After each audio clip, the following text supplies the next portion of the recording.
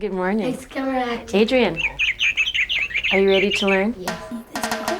Yes. My students are exceptionally bright and curious and inquisitive, but they have learning challenges. And they can range from Down syndrome to neurological damage due to lead poisoning. We have a lot of delayed language, also processing, decoding problems. 12 of the 13 students, English is their second language.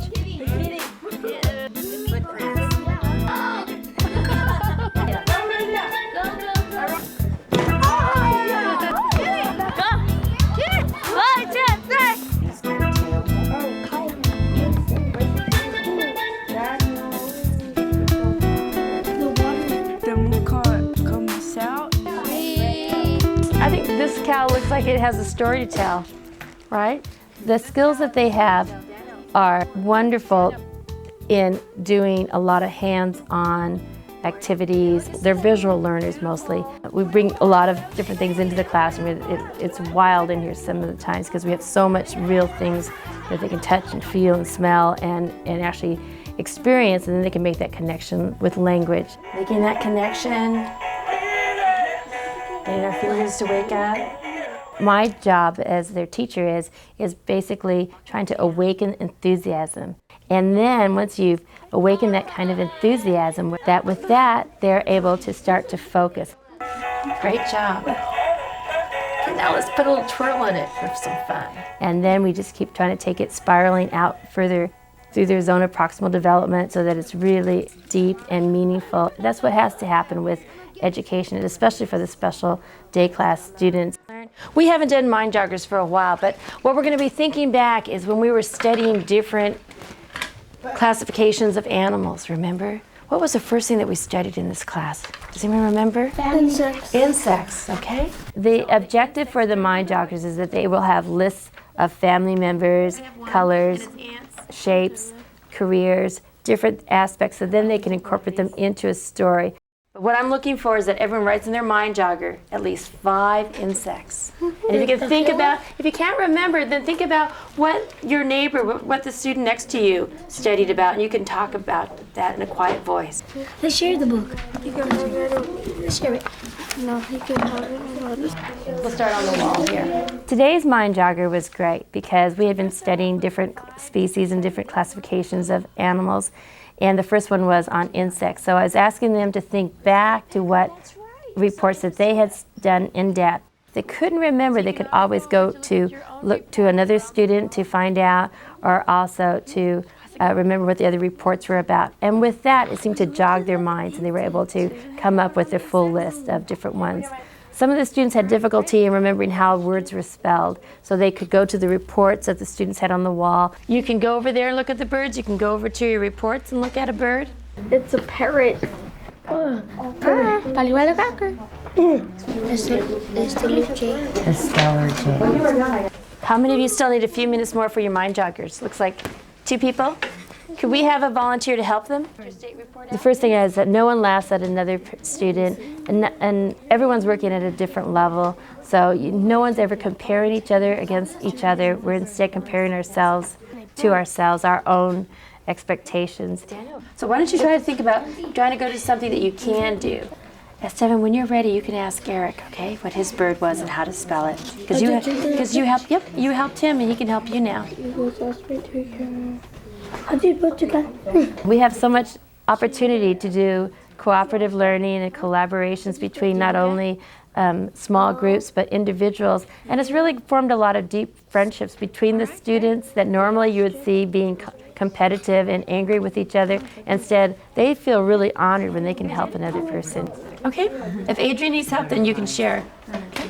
Let's take a look at that information sheet about Hawaii, my favorite state. Woohoo! A lot of times people have a lot of common interests, Bianca, like surfing, and that brings people together. Yep. Like music and surfing and sports. Also, Miss Moore, I had this video. Yeah? It's all about Hawaiian lands. Would you like to bring it to school? Tomorrow. Yeah. The students are given grade level content material, but we try to break it down into the key concepts, the essential learning, and also to help them by scaffolding, by front loading, by using Sydnie methodology. Excellent. Let me see what you did. Which ones you did? The insect and the birds. We're studying state content standards of learning about states in America and California. We just finished a full unit on California, and we did that as a class so we could all collaborate and help each other. Then we wanted to expand because the students, it was by their request actually that they wanted to learn about different states. So that's what we do in this class. We do a lot of constructivist planning with the students and inquiry-based, project-based work.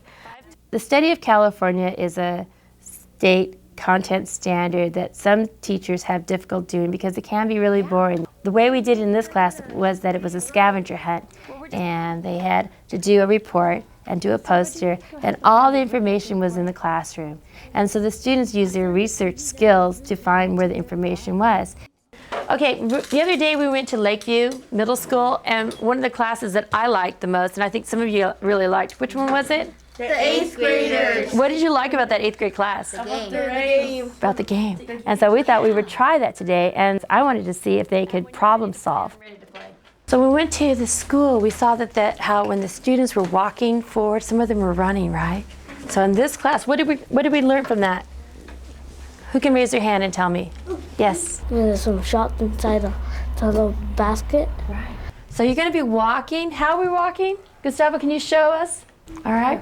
Okay, so you're going to start at this line for 2 points. Name the California state animal. Go. Whoa. Hey, you dropped the rainbow. The state grizzly bear. One of the things that I wanted to do was an informal assessment of the students. And I thought this would be a fun, innovative way to see if they could remember the things and the facts. Okay. Name California state flower. The flower. The golden poppies. Yeah, she's right. She's right for 2 points. Adrian, did you know what it was? What is it? The poppy. You're right too. Come over here and get the ball. Go ahead. You can throw it in. All right, Adrian. All right, Bianca. So the key thing was that the students were excited, they were engaged, everyone was listening, and they were actually coming up with all the right answers. Name at least two explorers to California. You ready, Eric? Ready, Karina? Go. No, Eric is finishing. Look, Karina, it's a better be a laundry. The Indians and the dinosaurs. Dinosaurs. The Indians and the dinosaurs. Yes, the Indians and the dinosaurs lived here before. One Caprio and Karina get the ball. One drink. One drink. I'll take that as an answer. They were really involved. They really took ownership of the game because it was their game. It wasn't something that I was imposing on them. I was really just a facilitator in it, and they really were testing each other and testing themselves. It's a flower. Okay, go for your shot. Who knew studying states could be so exciting? Me. Oh, I don't mind. You guys crack me up. After recess and meeting. After recess and meeting, yes, you may.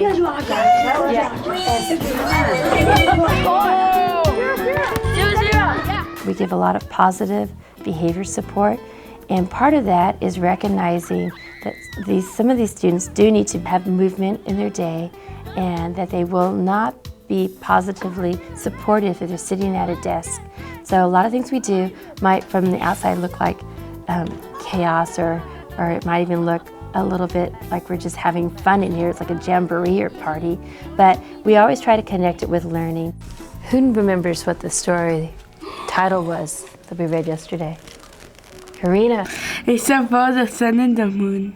Do you remember what else happened in this story? Eric. The sun was up, so it's too much crowd. It's like, can I invite some more people in? He's like, sure. Then he brings some more until it was all crowded. Was this a real story? No, fake. It was a fiction. Today we read a story about the sun and the moon, because that's something that we're going to be going into later is astronomy for science. But I like to try to integrate it with multicultural literature and to create a connection not only with the story as far as modeled reading and literacy, but also extending that outward with art. How the Sun Was Born was created by Drexel Elementary School 3rd grade art students after they began studying ancient cultures of Mexico.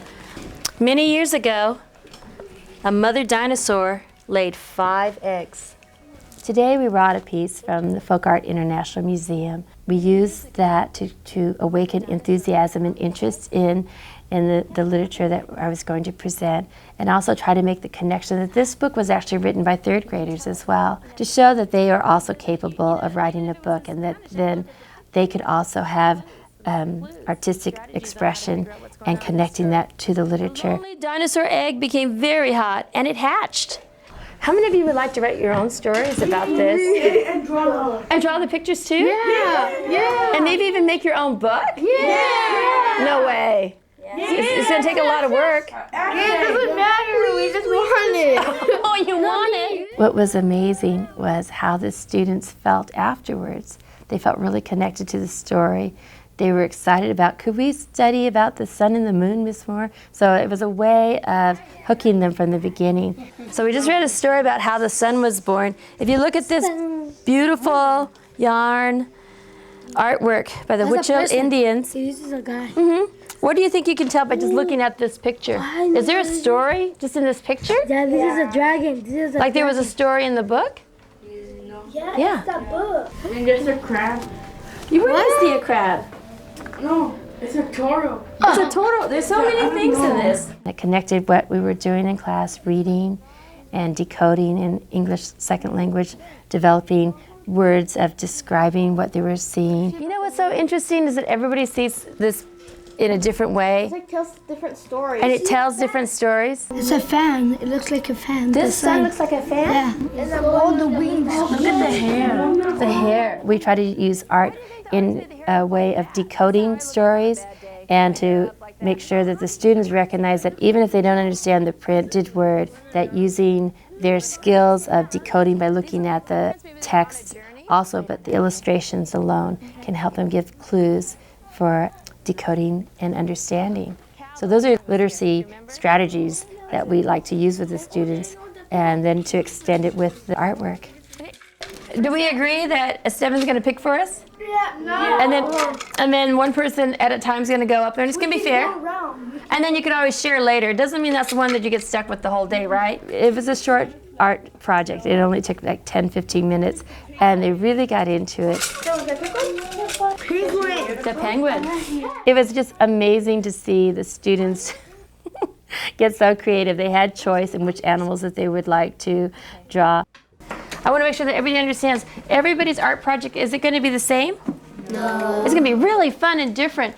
It would have been a really boring book if everyone made the same picture over and over. Yeah. So use your own ideas and just have some fun with it. And the 2 elements that I'd like for you to put in your drawings would be the sun or the moon. Okay? I wonder if this has something about how to draw cats. Something like that kind of a tale. How about this one? That's the person's name of the artist that made it. So each one is individually signed by the artist. January 14, May. Yeah. Just there. There's green and Yellow. her body is brown. She has spots. She got spots too.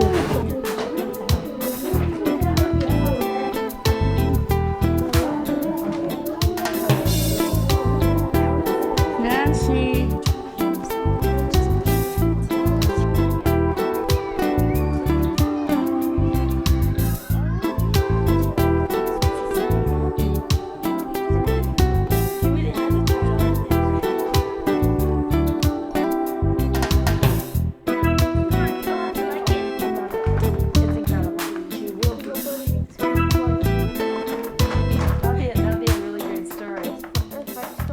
One of the things that I'm going to ask you to do, if you'd like to, you don't have to, but if you'd like to come and share with us your art project, only on a volunteer basis, if you'd like to do that and tell me about your story, that's awesome. Okay, who'd like to go first? Me. Okay. I drew a bunny Yes, I like it to jump bunnies because they're cool. They can jump so high, and they have big ears, small tail, legs. They can jump. Is there anyone else that would like to volunteer and share with us their art?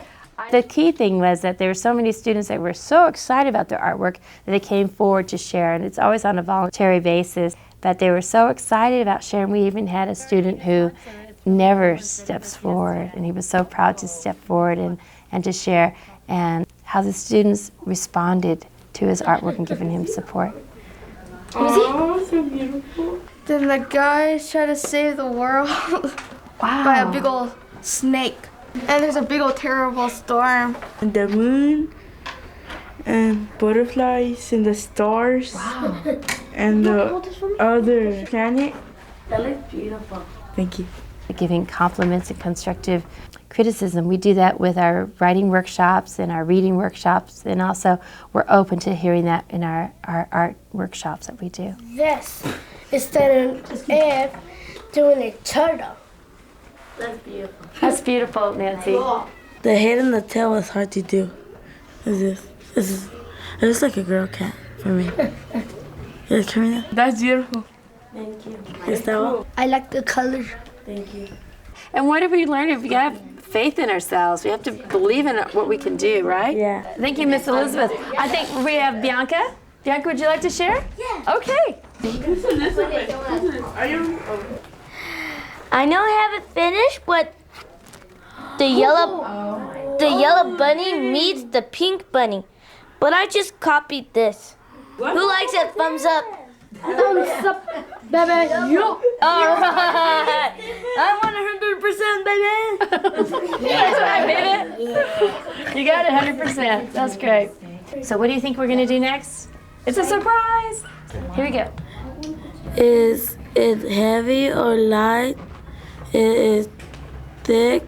It's thin. What we wanted to do was to show that it isn't just science alone or math alone or art. Everything is integrated. And the poetry piece that we use, they were actually thinking of those as clues of discovery. And that's what science is all about. That's great, Elizabeth. Those are things that you can always ask. Is this one heavy or is this one light? Okay, how about this one? That's heavy. Oh, you're kidding? No, look how I've hold it over my head, you know? Drop it and then walk It's really light. Esteban, can you tell the class what it's like to be an active listener? Attention to the students. You look at really good eyes from your student. I think one of the key things is that we have class meetings. They're spontaneous. They're when the problem occurs, when the communication needs to take place.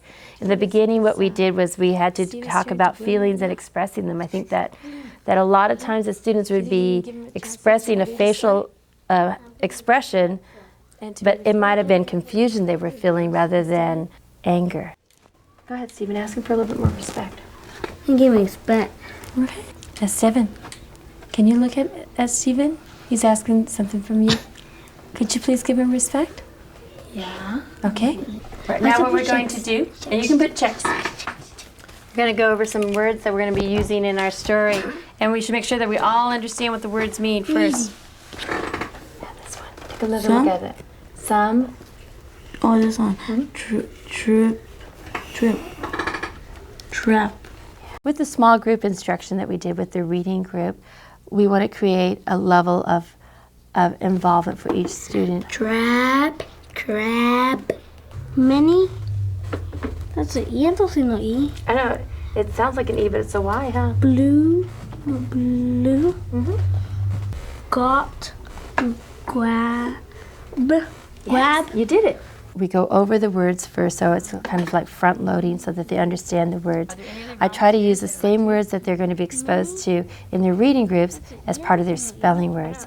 And we use a lot of ways of remembering how to spell the words, and we use a lot of our body movements to show that. And they've actually enjoyed doing spelling now because it creates memory with movement. C-O-L-O-R. Ready? I-T-S, little apostrophe, S. And I usually try to have it placed so that my strongest student reads first. and then the second, third, and fourth. And then by that time, the reader that's struggling the most has heard it 4 or 5 times.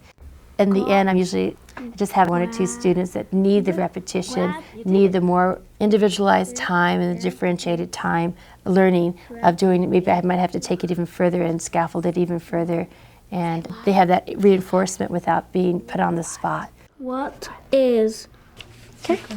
I think he gets the check. Daniel, would you like to choose one of these paragraphs to read? You can choose any one you like. I think the reason our class is successful is that I value the input of my students and that we actually construct our own classroom. We really take ownership of it. How are we doing on points here?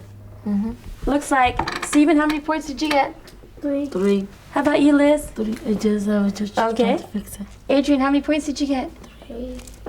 All right, I think it's time for us to go to computers. Yeah, I'm really proud of every one of you. You guys did a great job. That's what I try to remember every day, is that you can either make or break a student's day. And it's really important that I treat each student with respect. And one of the key things is with equity. And I remember as a child not being chosen certain times because they just thought that I would know the answer. And so I think the expectations of a teacher are really crucial, that I have high expectations for my students, and in turn they have high expectations of their ability to succeed.